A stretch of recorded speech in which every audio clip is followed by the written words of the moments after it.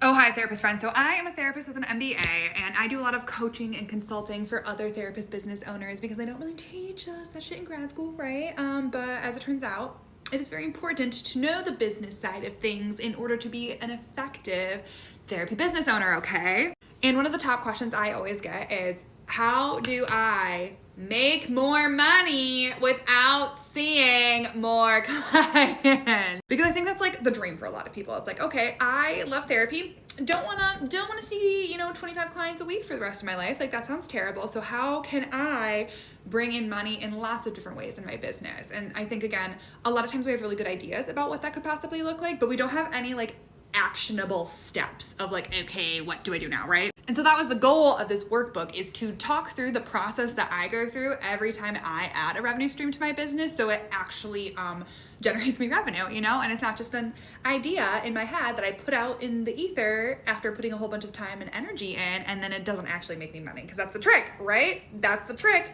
is you want your diversified revenue streams to actually generate you revenue, okay? And so it breaks it down into 3 like steps or processes or whatever. And it's a little bit lengthy, it's 34 pages, but it's a good like mix of like context and education plus like actual workbook activities.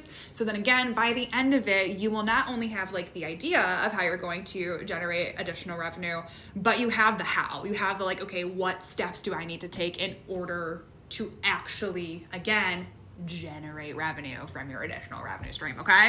The link is in my bio if you're interested, but I've said it once, I've said it a million times. Having multiple revenue streams in my therapy business has genuinely changed my life, okay? Because I get to see clients in the exact way that I want to, okay? I don't see more than 10 clients a week, okay? And I begrudgingly still take insurance and can afford to still, see clients that have an insurance that reimburses like shit, because I care about that client and care about access to care.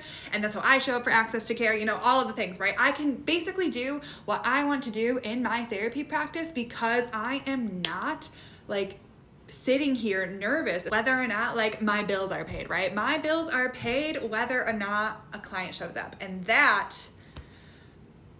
is the best thing that has ever happened to my nervous system. And so I want that for you. I want that for you. Again, I get this question all the time in my business coaching calls. And so here is the information for you. You're welcome. Bye.